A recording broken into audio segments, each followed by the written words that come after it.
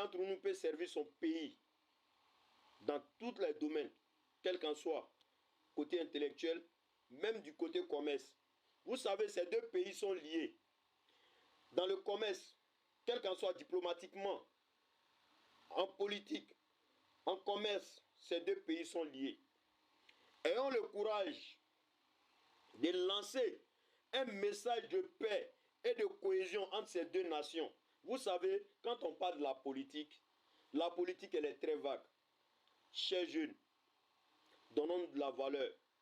On peut défendre sa nation, on peut défendre son pays, on peut défendre sa nation, on peut mettre l'esprit patriotisme en marche, mais sans dans la vulgarité, mais on peut le faire. Chacun aime son pays, on peut défendre sa nation, mais pas en indexant l'autre. Oui, nous sommes tous jeunes. L'avenir de cette nation, de ces différentes nations, se repose sur sa jeunesse. Vous êtes jeunes comme moi. J'ai reçu des messages depuis avant-hier, soit disant fantôme unique, tu es ivoirien, tu vois les fantômes maliens sont en train d'attaquer les fantômes, la Côte d'Ivoire. Moi je vous le dis et je le répète. Ma mission sur TikTok, c'est défendre une artiste. Quelle artiste? Bikini Bagaga. Elle est de quelle origine?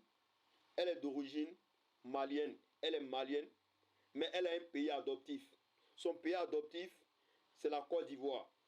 Donc, si je ne suis pas un messager de la paix et de la cohésion entre ces deux pays, je ne peux pas être le coupable, le responsable, l'un des responsables pour envoyer la division entre ces deux pays. Vous savez, dans la vie, je le dis, les liveurs, nous avons une responsabilité. Nous sommes comme des leaders. Nous sommes des leaders parce que déjà, quand tu fais un live, il y a certaines personnes, plusieurs personnes qui viennent t'écouter. Qui viennent écouter ce que tu veux dire, ce que tu vas dire. Donc, ayons le courage de lancer un message de paix entre ces deux nations. Vous voyez la politique africaine, chers jeunes.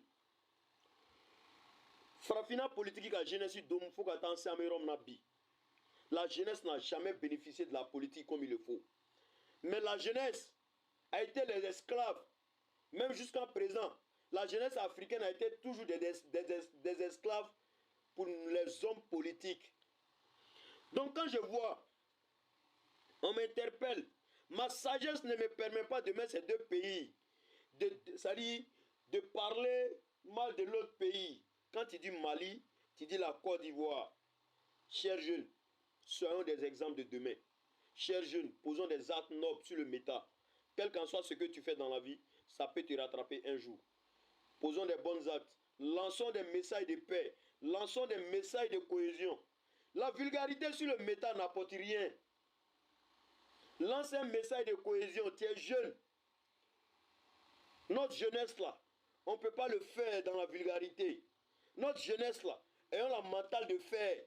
Ayons au moins une sagesse pour parler un peu de la paix. Je suis jeune. Si la vulgarité entre ces deux pays pouvait apporter quelque chose, là où nous y sommes actuellement, ils allaient avoir beaucoup de changements dans ces deux pays. Ils allaient avoir beaucoup de problèmes dans ces deux pays. Mais sachons que notre vulgarité, sur le méta, sur le TikTok, si ça pouvait apporter quelque chose concernant ces deux pays avaient bénéficié de quelque chose. Même si c'est en sens négatif,